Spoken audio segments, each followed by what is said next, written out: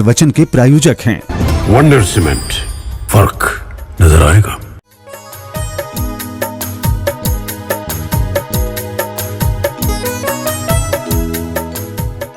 तम द्वादशीव कोटो लक्षाणि शीतस्तिरिकानि चैव पंचाशदष्टौ च सहस्रसङ्ख्यमेतच्छतं पंचपदं नमामि। हरिहन्ते भासि यत्तं गणहरदेवीं गन्तियं सम्मं प्रणमामि भक्तियुक्तो सदना नमो वयं शिरसा। इच्छाएं बनते श्रुतभक्ति काउ सगो कौतस्यालोच्यम अंगो भंगे पैने पाहुडे परियम्मि सत्य परमा योग पुप गए चूलिया चेव सत्य तुदम कहाइम से अनिच कालम अंचिमी पूजे मी बंदामी नमंतामी दुख को कमको वही लाओ सुगी गमनम समाहि वन्नम जिन गुण संपत्ति हो मच्चम नवो स्वपर्वानिक स्वाध्याय विलयम पूर्वाचरण किमीन सकल कर्म त्यार्थम वा पूजा वंदना समितम आचार्य भक्ति काय सुगम करोमियम।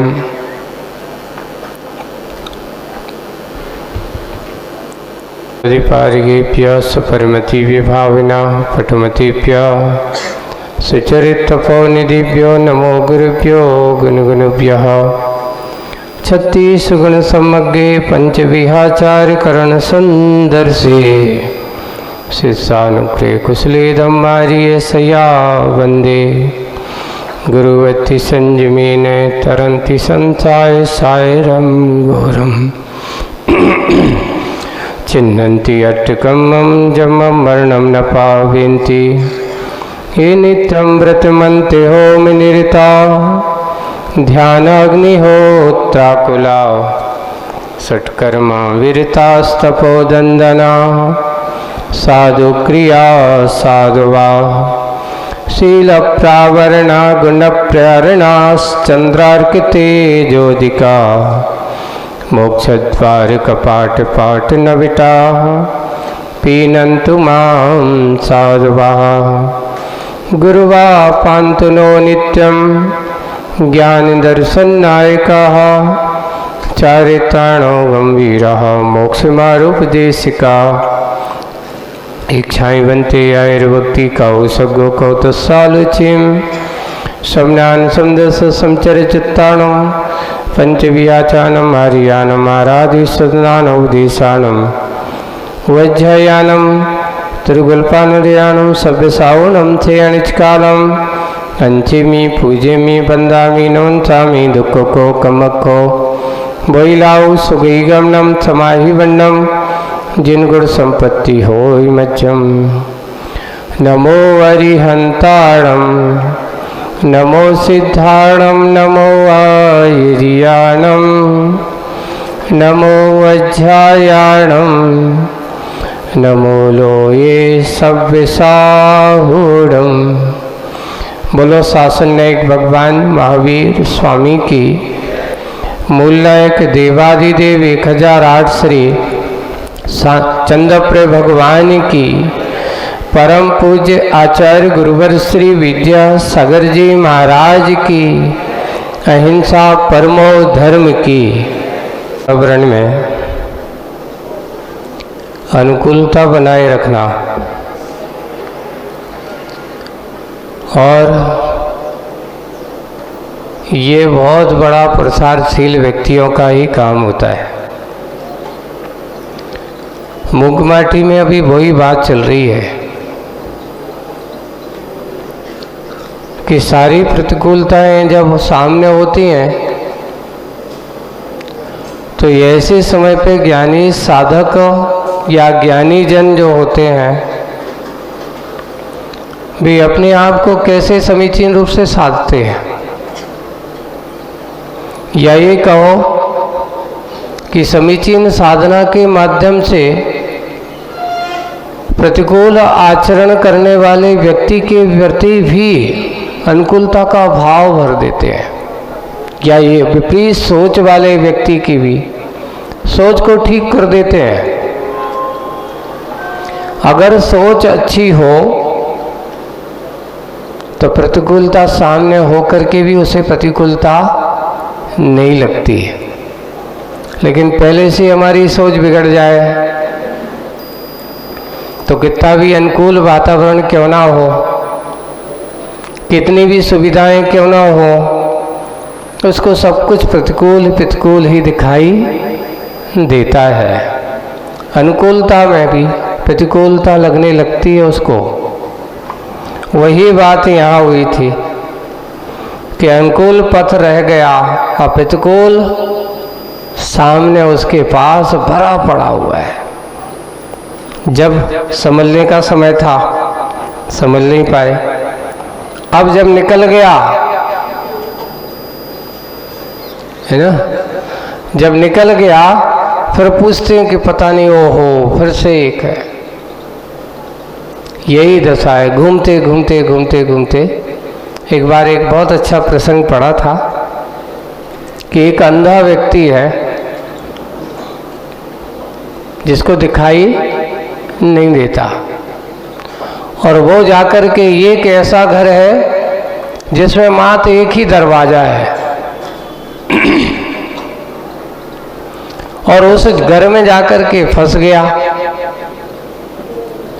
अब वो दीवार के सहारे सहारे देख रहा है, फंस गया है, निकलने का दरवाजा कहाँ है।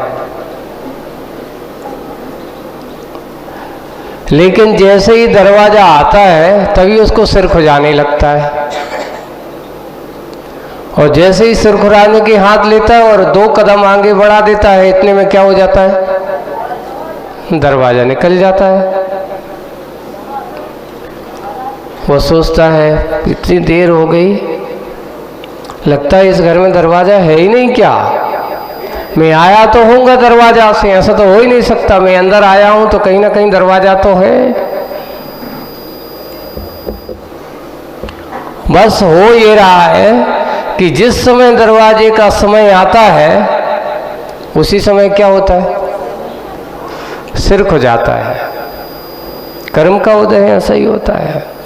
जैसे ही प्रतिकूलता का समय नहीं अनुकूलता का समय आता है, उसी समय मन में व्यक्ति के ना जाने तरह तरह के विचार होते हैं,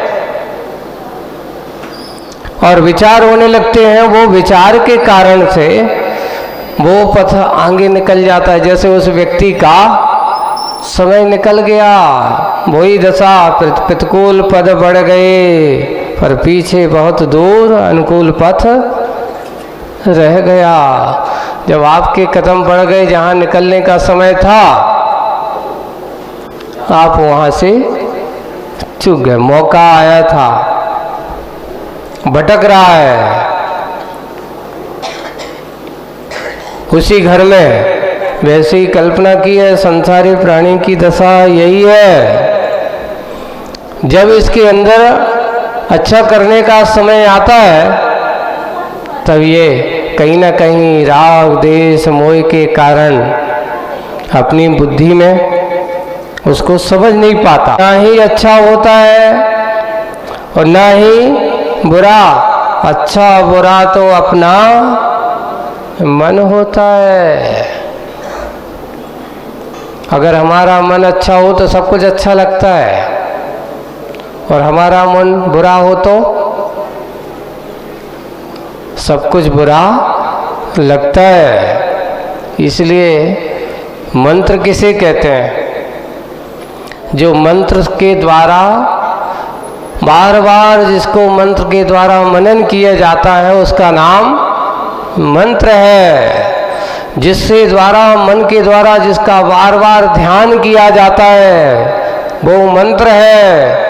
अगर मन हमारा खराब हो तो आपके मन में भी मंत्र हो करके भी वो मंत्र अच्छा नहीं हो सकता। इसलिए मन की धारणाएं, मन की एकाग्रताएं अगर आपके पास अच्छी है तो सब कुछ अच्छा लगता है, और नहीं है तो मन अच्छा होने के बाद भी आपके लिए बुरे वातावरण में रख दिया जाए और किसी का मन है तो वो कहते घबराओ नहीं, सब अच्छा हो जाएगा। क्योंकि उसका मन कैसा है? अच्छा है। इसलिए जो बात आज कही जा रही है, मंत्र ना अच्छा होता है ना ही बुरा, अच्छा बुरा तो मन होता है। स्थिर मन ही महामंत्र होता है। आप अच्छे से एक स्थिर मन होकर के बैठ जाओ, परम शांति का अनुभव करोगे। इससे बड़ा और दुनिया में कोई महामंत्र नहीं है। लोग अशांति का वातावरण में कहते महाराज कछु मंत्र दे दो, बहुत अशांति है। तो हम कहेंगे भाई आपको हम मंत्र देंगे, पहले से तुम्हारा मन अशांति से भरा है, अब वो मंत्र काम नहीं करेगा। मंत्र काम कब करेगा? जब आपका मन शांत हो, स्थिर हो, राग देश से परे हो, कसायों से दूर हो। अगर हमारे अंदर कोई किसी के मन में कसाय भाव भरा है और सामने आकर के वो तुम्हें कह रहा है कि भाई ये लो तुम्हारे लिए अच्छी मिठाई लाए हम,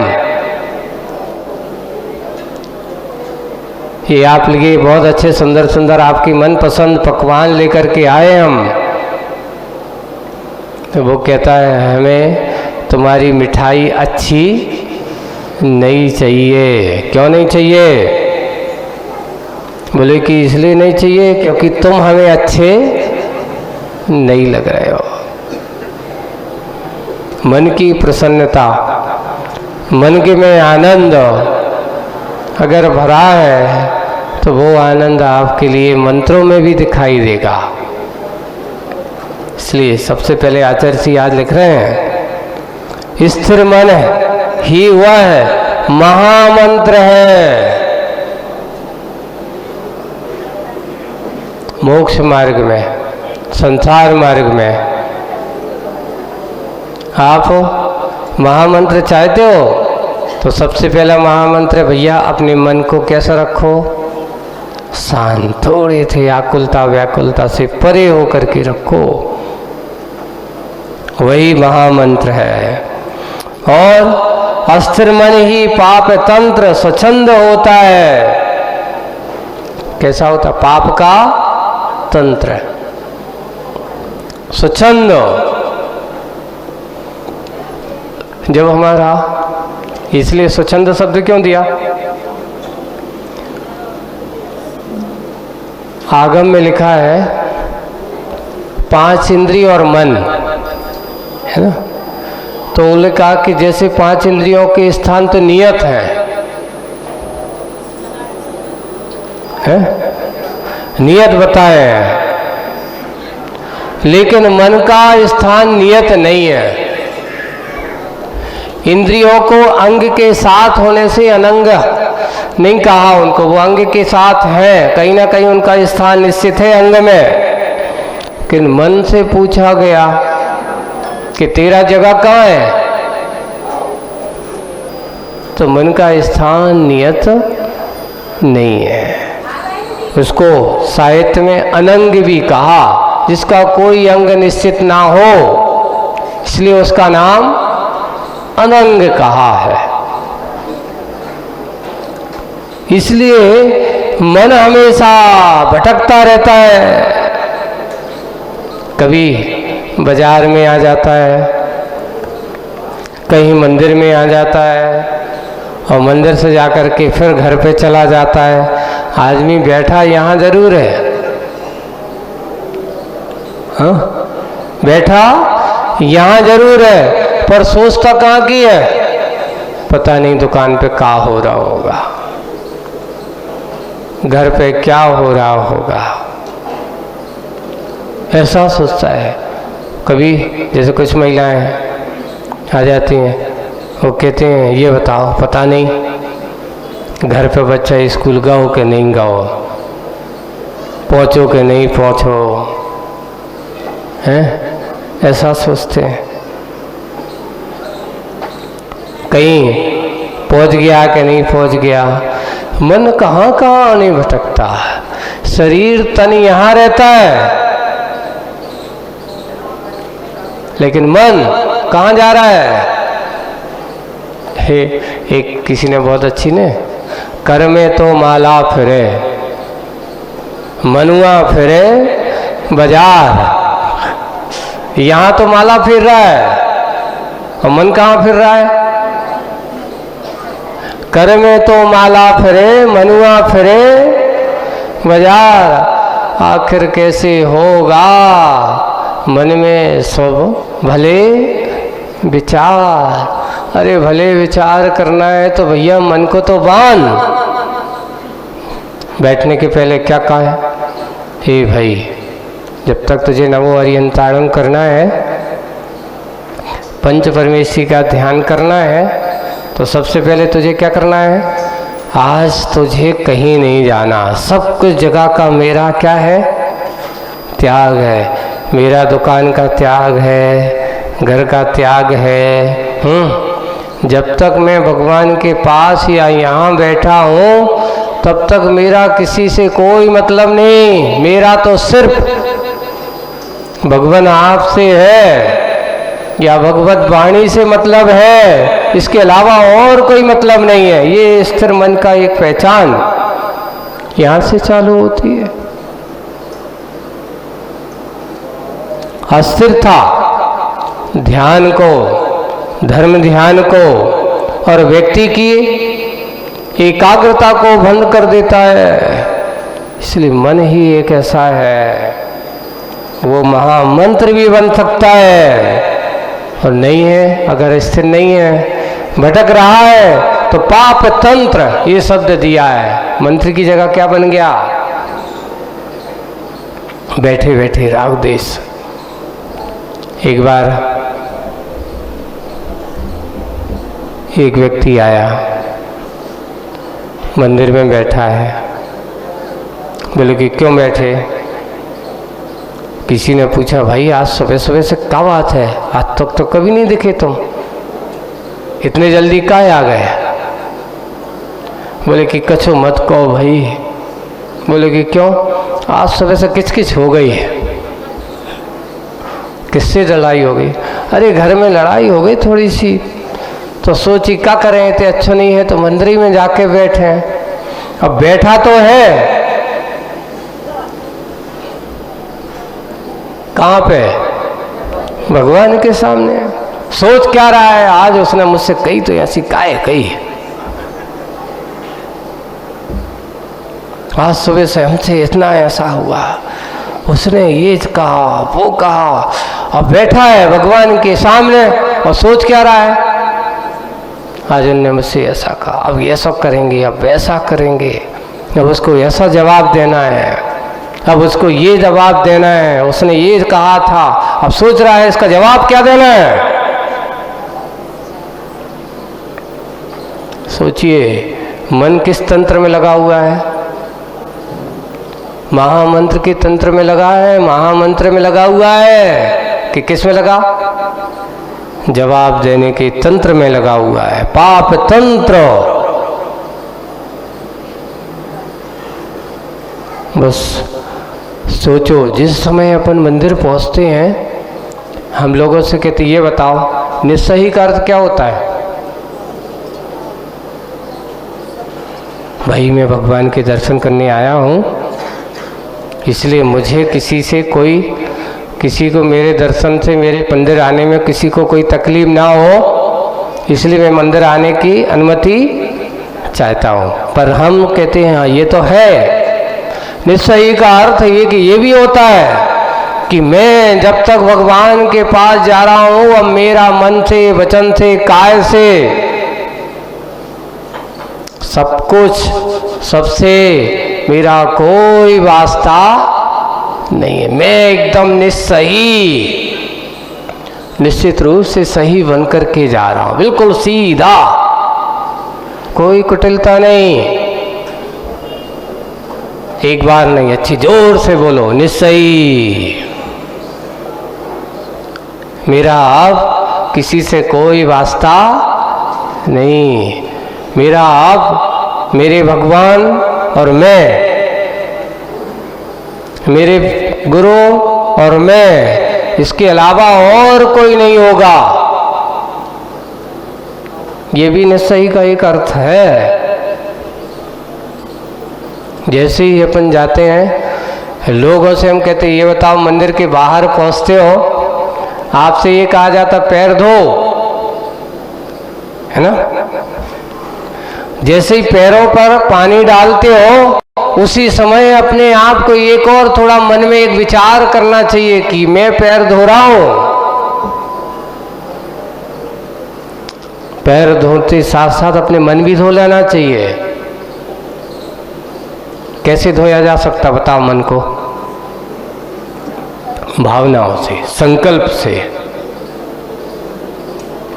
सोचो कि अब मैं जब तक मंदिर में रहूंगा किसी के बारे में नहीं सोचूंगा, किसी के बारे में कोई कितना भी भला कहे, अच्छा कहे, ऐसे समय पर हमें कसाय नहीं करना है। इसलिए पैर धोते ही साथ साथ अपना क्या धोना चाहिए? मन भी धोना चाहिए। मन गंदा हो और पैर अच्छे से धो धा के आ गए हो तो धर्म ध्यान नहीं होता। कई लोगों को एक ही काम होता है मंदिर में। क्या काम होता है? वो यहाँ सो करत है, वो पूजा में जो ऐसी चढ़ात है, ये पूजन भगवान में ऐसा अभिषेक करता है। अरे भाई, आप भगवान का अभिषेक करने आए कि दूसरों की दीक्षा बने? तुम परीक्षक बन के आए हो क्या, कि निरीक्षक बन के आए हो? ये मंदिर किसी दूसरों को देखने के लिए नहीं है। अपने आप को देखो, अपने आप को परखने की कोशिश करो। इसलिए वही बात है, अस्थिर मन पाप का तंत्र होता है और स्थिर मन ही महामंत्र होता है। एक स्वच्छंद है और एक स्वतंत्र है। अपने आप को देखिए, एक स्वतंत्र अपने आप में लीन है, स्वतंत्र में लीन है, इसलिए वो स्वतंत्र है। और एक परतंत्र में लीन है, इसलिए स्वच्छंद है। इसलिए परतंत्रता और स्वच्छंदता व्यक्ति के जीवन में परेशानी ही पैदा करती है। और जहाँ स्वतंत्रता है वहाँ परेशानी कुछ होती ही नहीं है। एक परेशानी शब्द किसी ने पूछा, परेशानी शब्द का अर्थ बताओ। परेशानी किसे कहते हैं? अरे, जो पर में अपेक्षा लगाए सो परेशान है। बताओ आप किसके कारण से परेशान हो? आत्मा में रहने वाला कभी परेशान नहीं रह सकता। परेशान कौन होता है? परेशान वह होता है जो पर के बारे में सोचता है, पर से अपेक्षा रखता है, पर के विचारों के लिए अपना विचार बना करके सोचता है आज उनके लिए ऐसा कहा, आज ये करना है।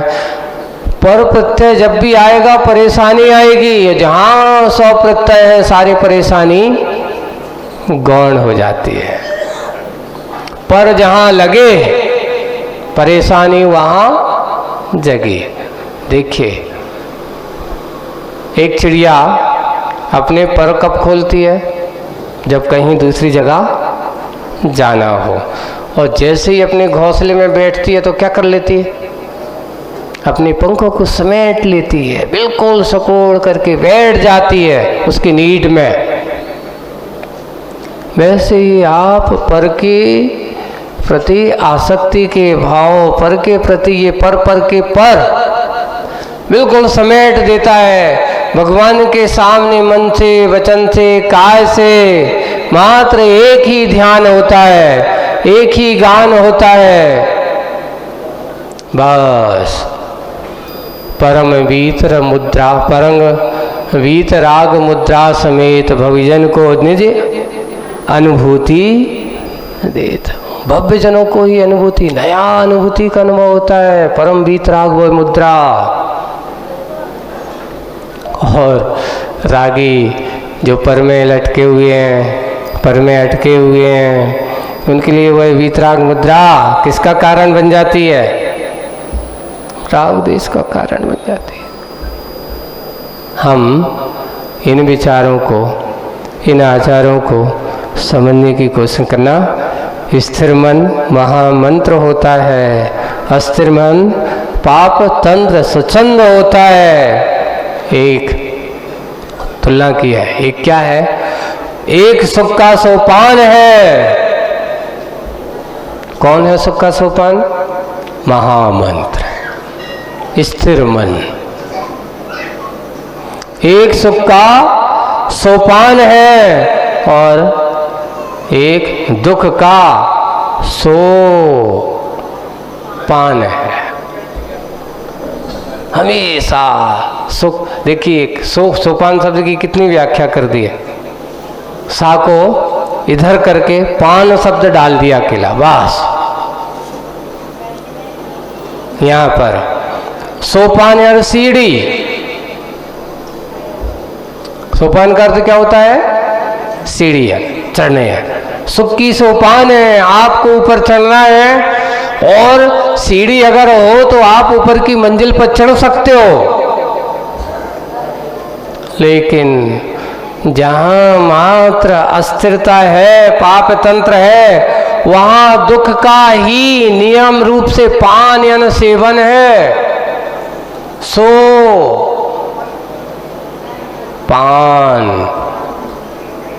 सो यानी निश्चित रूप से दुख का ही पान है, सेवन है, स्वाद है।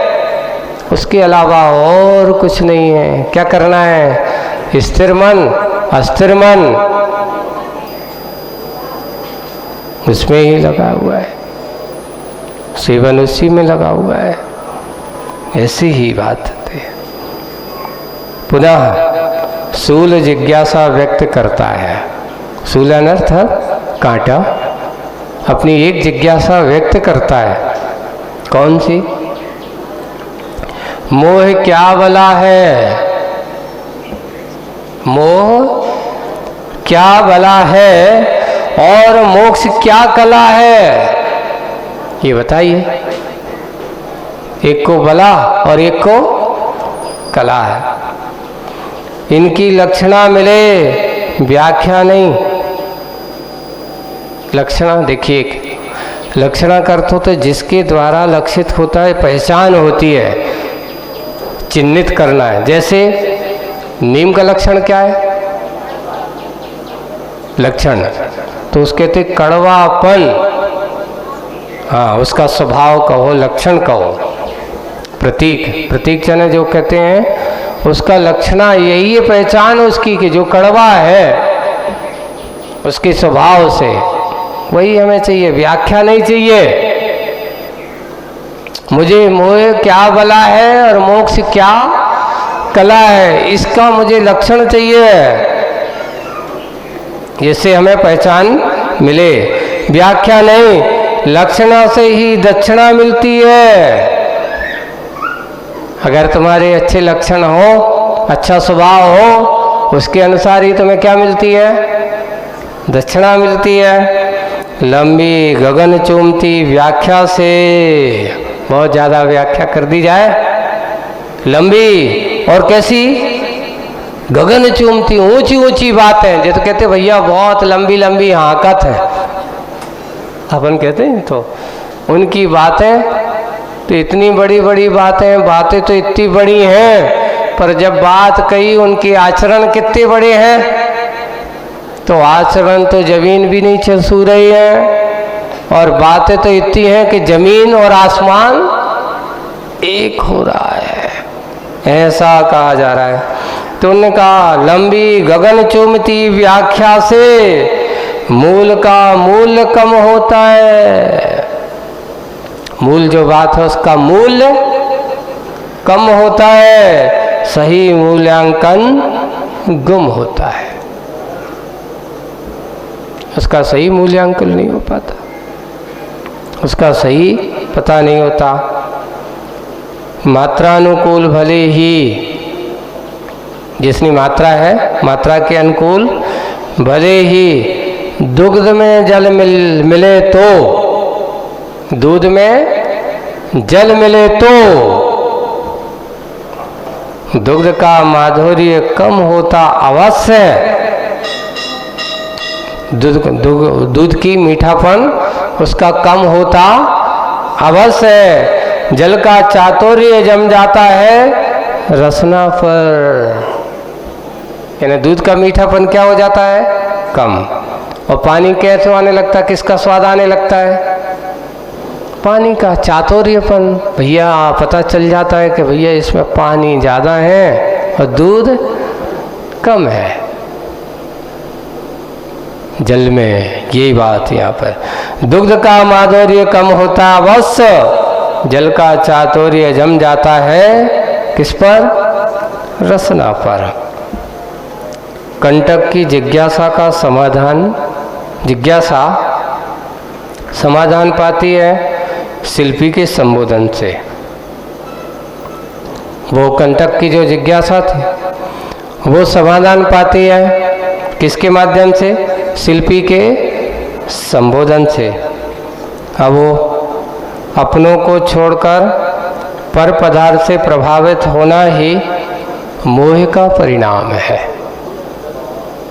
उसने पूछा ये बता मोह क्या बला है और मोक्ष क्या कला है? ये प्रश्न पूछा था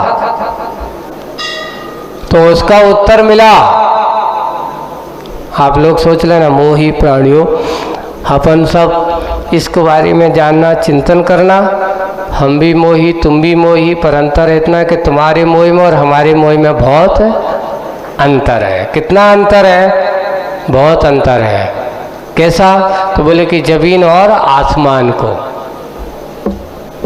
एक का मोह अभी इतना है कि वो उठने की बात नहीं करता, और एक का मोह है इतना है कि कम से कम उसने संसार की राग रंभों से तो छोड़ करके तो ऊपर आ गया है और ऊपर जाने की कोशिश कर रहा है,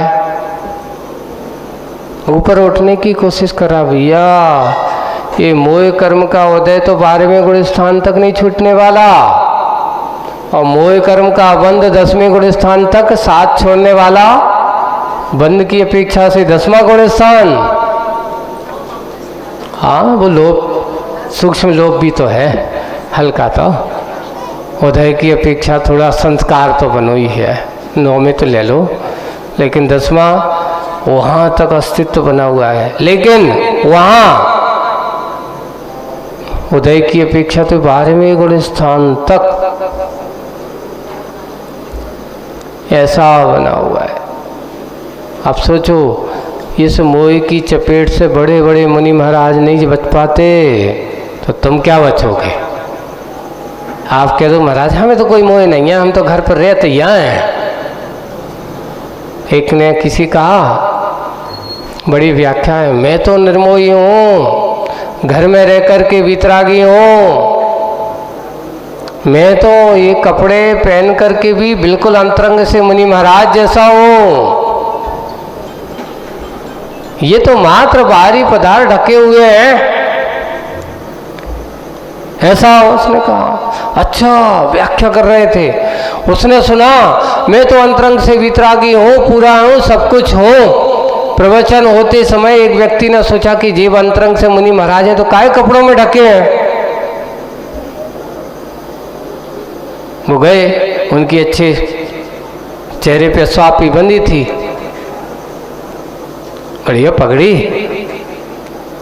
उन्होंने कहा, और वो उठा और उसने सबसे पहले उनकी पगड़ी पकड़ी, निकाल दें, काय को जी परिग्रह में लिपटे रहे, क्योंकि 5 तनक तन में साल है, चाय लगोटी की सुखभाल है। अरे इतना सा परिग्रह, एक छगोटी की चाय भी, एक रंगोटी भी उसके लिए परिग्रह का कारण है। अरे भाई ये तो अंतरंग से वितरागी है, कह ही रहे हैं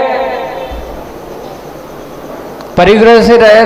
तो उन्होंने कहा क्यों इनको परिग्रह में पाड़े, एक काम करो इनको कपड़े उतारो। और जैसे ही उनकी पगड़ी उतारी तो वो कहते अरे क्या कर रहे हो? बोले कि आप ही तो व्याख्या कर रहे हो कि मैं तो अंतरंग से क्या हूँ, तो महाराज हूँ। मैं सोच रहा हूँ महाराज को परिग्रह में क्यों लपेटूं, ऐसा थोड़ी होता है। बोले कि इधर आप कह रहे हो कि मेरे अंदर कोई राग नहीं है और एक पगड़ी उतारी से तुम हरे हरे कर रहे हो। तो आप ये कहो कि लगता है आपको शब्दों में राग नहीं है, पर अंतरंग तो राग का पिंड भरा हुआ है। ऐसा वीतराग नहीं होता। ऐसा वीतरागी अंदर बाहर एक सा होना चाहिए, वही वीतरागी होता है। शब्दों में तो तुम बड़े वीतरागी बने पड़ रहे हो, लेकिन जैसे ही पगड़ी उतारी से तुम हरे हरे कर रहे हो। इसलिए उनको व्याख्या करने वालों, व्याख्याकारों को सोचना बहुत जरूरी है। यही है। और आज यहाँ मोह का लक्षण बताया जा रहा। सुनो, मोह किसे कहते हैं? कंटक को। अपने को छोड़कर, किसको छोड़ करके? स्वयं को छोड़ करके पर पदार्थों से प्रभावित होना ही मोह का परिणाम है। अपने अलावा और किसी को देख करके ये कहना, हमारे मन में ये भाव हो जाना कि ये पेंसिल मेरी है, ये मोह की परिणति है। एक ये कहता ना, ये किताब मेरी है, ये कौन है? पर पदार्थ है। कहीं ना कहीं मोह है। ये मोह उसका कहीं ना कहीं मोह के संबंध जोड़ने वाला है। ये मोह परिणाम ही उसके संसार का कारण है। और सुनो, अभी तुमने पूछा कि मोह क्या बला है, तो यही तो सबसे बड़ी बला है। संसार क्या है? चारों तरफ मोह, राग, देश का जाल के अलावा और कुछ भी नहीं है। सुन, कितना भी सोच लो, हमें तो कोई सा राग नहीं है, हम तो बिल्कुल फ्री हो गए, हमें तो बिल्कुल निश्चिंत हैं, हम तो घर में रहकर बिल्कुल आनंद से। फिर भी घर में क्यों रह रहे हो? कहीं ना कहीं तो अभी घर से राग है। वही, और सबको छोड़कर अपने आप में भावित होना। प्रभावित किससे? पर पदार्थ से प्रभावित, लेकिन सबको छोड़कर अपने आप में भावित होना ही मोक्ष का धाम है। अब किसके काम करना है? मोह का काम करना है कि मोक्ष के धाम पे आना है? मोक्ष का धाम है। यह सुन कर तुरंत धन्य हो, धन्य हो, यह कह उठा कंटक पुनः। आपकी व्याख्या, आपके शब्दों की कला कि देखिए, तो मैं तो हमेशा पर से प्रभावित था। जैसे शुरुआत में जब आप आए थे और आपके थोड़े से आघात से मैं कितना प्रभावित हुआ। आपको चुभना चाहता था, पीड़ा देना चाहता था, कष्ट देना चाहता था, दुख देना चाहता था। ये मैंने मन में ना जाने कितने प्रकार से संकल्प विकल्प किए, न जाने कितने प्रकार से कष्ट देने के भाव सोचे, और मौके की तलाश में कब आए। तो मैं इसको क्या करूं? पीड़ा दो। ये मोही सोचता है, पर से प्रभावित होता है। आज वही हो रहा है कि हम एक दूसरे से क्या सोचते हैं? अपेक्षा रखते हैं कि वो अगर मेरे साथ ऐसा कर दे तो अच्छा होता, वो मेरे लिए ऐसा हो जाए तो अच्छा होगा। मोह में ही चाह होती है, लेकिन निर्मोही किसके बारे में सोचता? जो मात्र अपने पर से नहीं, अपने आप से भावित हो, प्रभावित हो, वो मोक्ष का धाम होता है। यहाँ मोक्ष का धाम आप लोगों को मिला है। मोह का धाम भी आपके सामने मोह भी है और मोक्ष भी का धाम है। यह सुन तुरंत वह कांटा क्या क्या बोल चुका?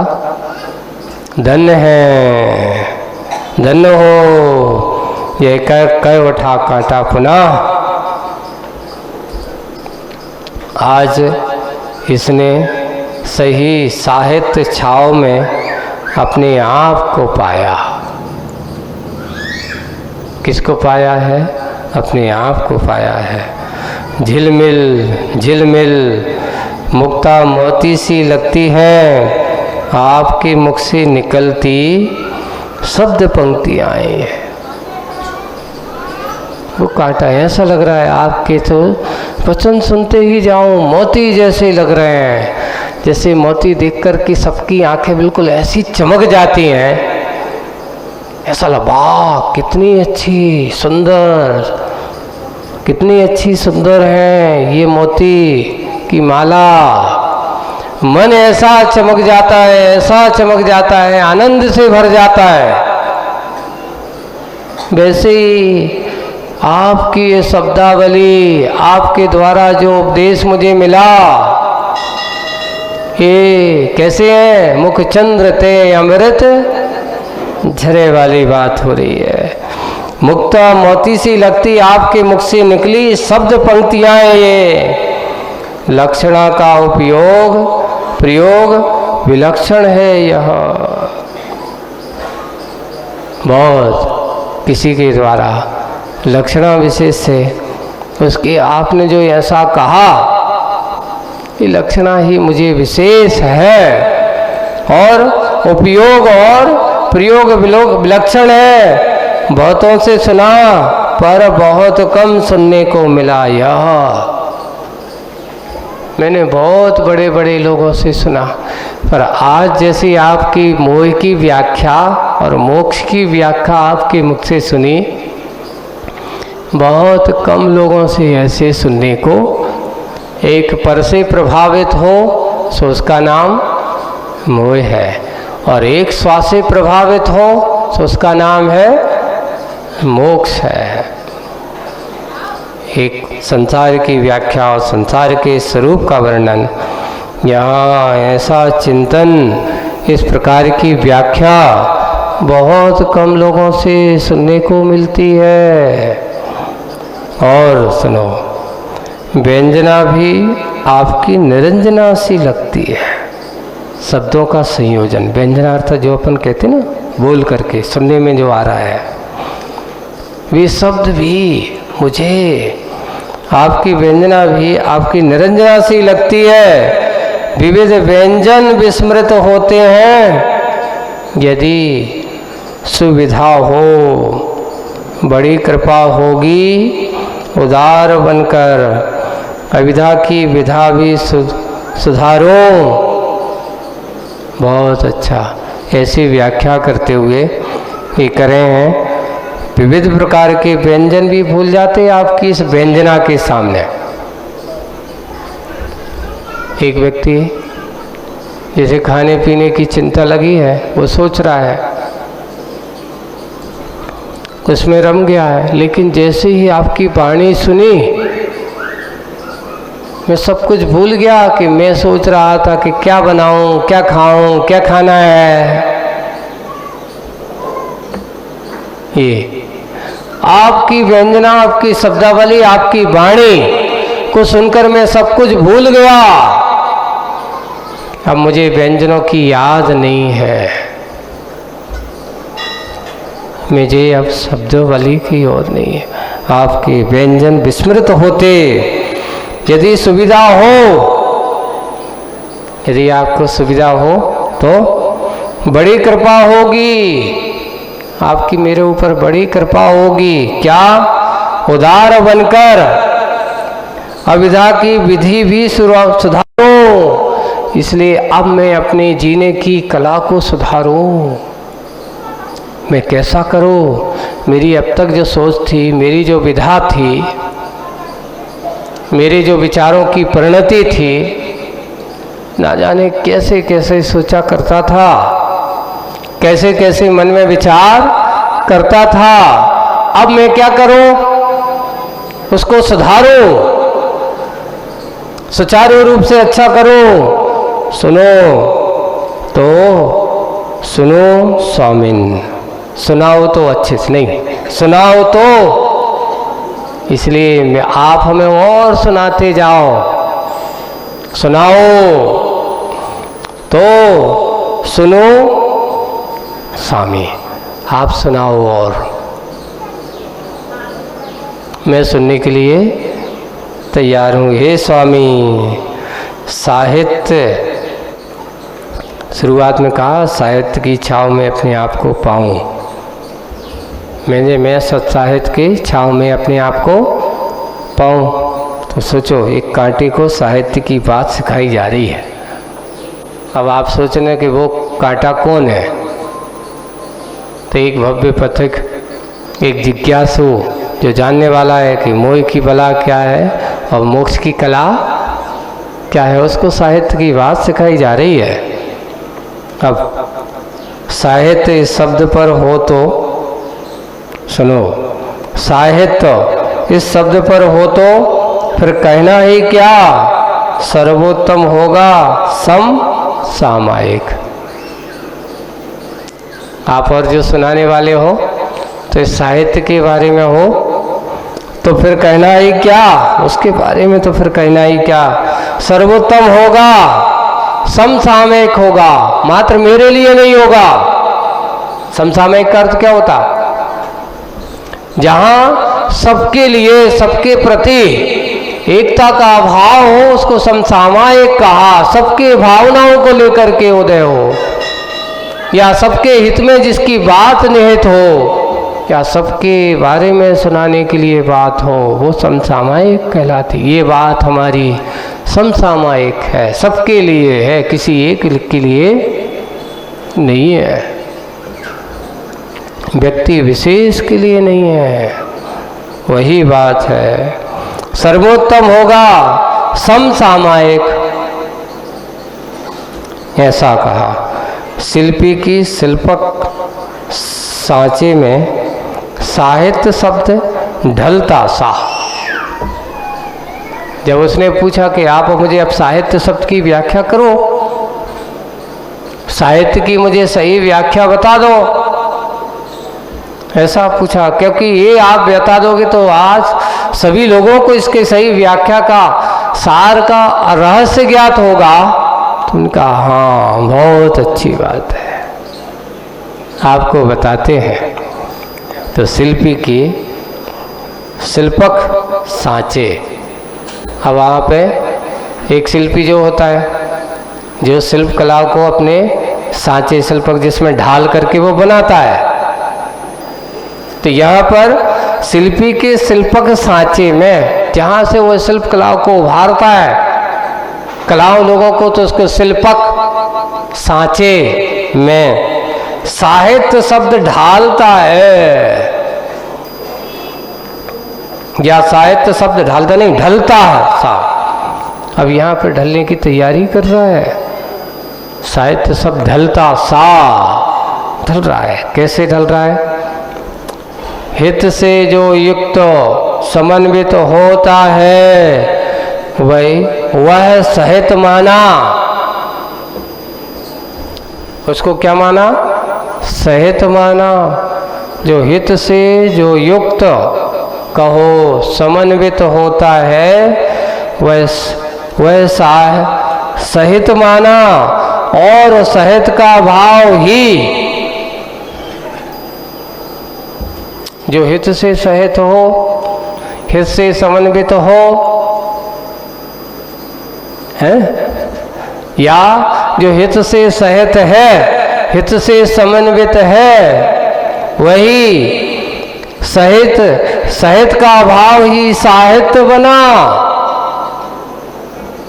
अब आज साहित्य तो कह देते हैं कि ये फलाना साहित्य और ये ऐसा साहित्य है, पर बंधुओं, वो साहित्य साहित्य नहीं माना जाता जिसमें हित की बात ना हो। किसी की बुराइयां लिख दी हो, किसी को गालियां लिख दी हो, और अच्छे आप कहो कि ये मेरा साहित्य है, वो साहित्य हो ही नहीं सकता। साहित्य जो मेरा, जिसका मेरा भी हित हो, और जो पढ़े, जो भी किताब देखे खोलते ही साथ उसको भी हित की बात निहित जरूर हो, उसको पढ़ करके जिसके मन में हित का भाव जागृत हो जाए, कि मुझे भी ऐसा करना है। ये बात बिल्कुल सही। जिनवाणी में क्या लिखा, जिनेंद्र भगवान ने क्या कहा,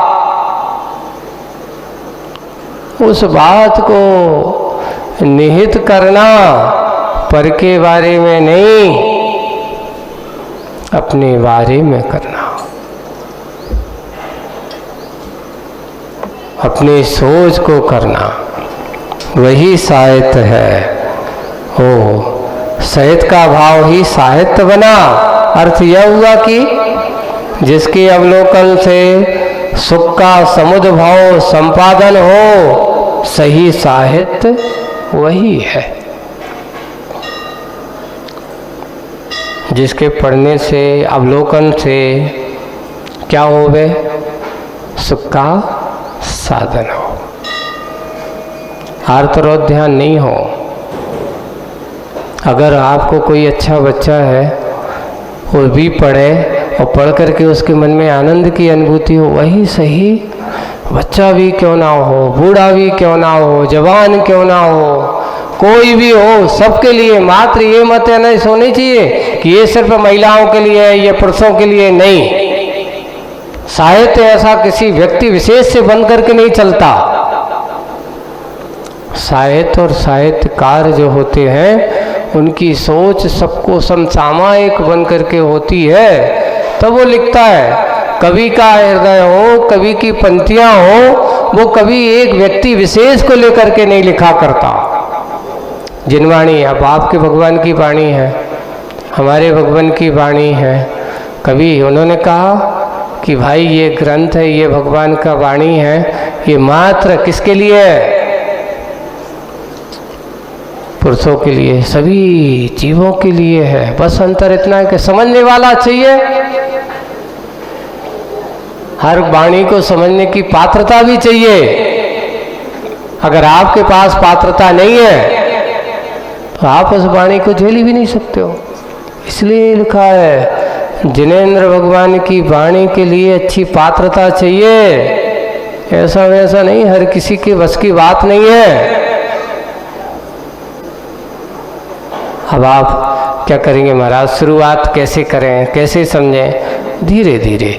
एक बात ध्यान रखना, बहुत अच्छी बात कही थी कि कोई कितना भी हिंसक जानवर क्यों ना हो, उसका पालन पोषण तो उसकी माँ के दूध से ही होता है। देखो सिंह भी, उसका बच्चा जो है, शुरुआत हिंसक है, स्वयं हिंसा करना उसका उद्देश्य है, दूसरों को मार करके खाता है। लेकिन जब उसको बच्चा होता है, वह बच्चा जब पालन पोषण करता है तो क्या किसी को मार करके नहीं, उनका लालन पोषण तो उसको एक अहिंसक वृत्ति से ही शुरुआत होती है, हिंसक जानवर की भी। ऐसे भी जो प्राणी होते हैं, ये माँ के दूध को पिलाते हैं और धीरे धीरे जब बड़ा होता है, फिर बाद में उसको कैसे अपना भरण पोषण करना है, उनको शिकार करना सिखाते हैं। ऐसे ही साहित्य में शुरुआत में जिनवाणी में जो बात होती ना, बच्चों को वहाँ छोटे छोटे से थोड़ा सा पढ़ा करके बच्चों को पाठशाला पर लाते हैं, जिनवाणी के रहस्य बताते हैं। और एक बार अब उसको पता चल जाता है तो धीरे धीरे और अंदर उसके अंदर जिज्ञासा बढ़ती चली जाती, इसका अर्थ क्या है, इसका अर्थ क्या है। और जिज्ञासा बढ़ते जितने हम गहराई में चले जाते हैं, उतना अपने अंदर और ज्ञान की गहराई हमारे आती जाती है। वही बात है, साहित्य में अवलोकन करो, सुख का समुद्भव संपादन हो, सही साहित्य वही। अन्यथा स्वर्वी से भी रहे तो पुष्प सम, सुख का राहत है वह, सार सोन शब्द झुंड, ऐसा शब्द दिया है। राहित राहित कर तो उससे रहित है, साहित्य नहीं है वो, है ना। वो क्या है? मात्र क्या है? सुरभि से, जैसे कागज का फूल दिखने में तो अच्छा लगत है, नहीं? कागज का फूल दिखने में क्या लगता है? अच्छा लगता है, लेकिन उसमें अगर अच्छी बात नहीं हो, उसमें अगर गंध नहीं है, तो बोले कि कागज के फूल और ओरिजिनल फूल दोनों में अंतर एक है कि एक दिखने में अच्छा लगता है, एक दिखने में भी अच्छा लगता है, पर सुगंध भी अच्छी लगती है। वैसे ही सत साहित्य की दशा उस फूल की बाती जो दिखता भी अच्छा है और गंध भी अच्छी आती है, लेकिन जो मात्र कैसे हैं? सुरभि से भी रहित पुष्पसम, यानी सुगंध से रहित पुष्पसम, सुख राहित। सुख से कैसे हैं? रहित हैं। वह सार शून्य है, लिख तो दिया, क्योंकि उससे कोई सार मिलने वाला, और मात्र क्या है? वो शब्दों का झुंड है, समूह है। अब आप कहेंगे देखो, एक व्यक्ति जंगल में गया, हाँ, और जंगल में जाने के बाद जा रहा है, अब उसमें देख रहा है कि उसकी काम की लकड़ी कितनी है और बेकाम की कितनी है। जंगल में जाने के बाद बताओ, बिना काम की लकड़ी काटता है कि काम की लकड़ी काटता है? सारभूत। वो मैं आया हूँ फालतू से इधर उधर के इनमें झाड़ियों में मेहनत करने से कोई फायदा नहीं है। इसमें अपने आप का समय बर्बाद करना ठीक नहीं है। वो तो ये सोचता है कि मेरे काम का क्या है, उसको अपने आप के लिए उसमें लगता है और काम की चीज़ निकालने की कोशिश करता है। जिसके अंदर साहित्य के प्रति लगाव होता है, सच्ची आगम के प्रति लगाव होता है, जनवाणी के प्रति लगाव होता है, वो कहता है दुनिया से मुझे कोई लेना देना नहीं। जहाँ उसको धर्म ध्यान का कारण मिले वहाँ वह रमता है, और बाकी फिर कहता है अरे भैया राग द्वेष की कथाओं में कुछ नहीं रखा। जहाँ बैठ जाओ दुनिया की बात सुनाने वाले 50 मिल जाएंगे, लेकिन सारभूत बात को सुनाने वाले विरले ही मिलते हैं। राग द्वेष की कथा करने वाले तो गली कोचे पर खड़े हो जाओ, 50 लोग मिल जाएंगे, पर जनवाणी की सारे असत साहित्य का सार बताने वाले लोग बिरले ही मिलते हैं। वही बात है, शब्द संदों का ये सारा का सारा क्या है? झुंड है। इसे यूँ भी कहा जा सकता है कि शांति श्वास लेता है, शांति की श्वास लेता है। ऐसा यूँ कहा जाता है कि शांति का श्वास लेता है। सार्थक जीवन ही सर्जक शाश्वत साहित्य का, जो सही साहित्य को समझता है, साहित्य को अपने जीवन का आधार बनाता है, वही व्यक्ति शांति से श्वास लेता है। इसी साहित्य को आंखें भी पढ़ सकती है, कान भी सुन सकते हैं, इसकी सेवा हाथ भी कर सकते हैं। यही साहित्य जीवंत है ना, ऐसा वही साहित्य जीवंत है, जयवंत है। इस बार अब आगे की बात, साहित्य की बात सुनने के बाद कांटे के मन में और भी बात आएगी, और उसके माथे पर क्या प्रभाव पड़ा है, उसके विचारों पर क्या प्रभाव पड़ा है, आगे पढ़ेंगे। आज का समय अपना पूरा हुआ, आज बस इतना ही। बोलिए परम पूज्य आचार्य गुरुवर श्री विद्यासागर जी महाराज। नित्य नवीन मंगल प्रवचन के प्रायोजक थे वंडर सीमेंट, फर्क नजर आएगा।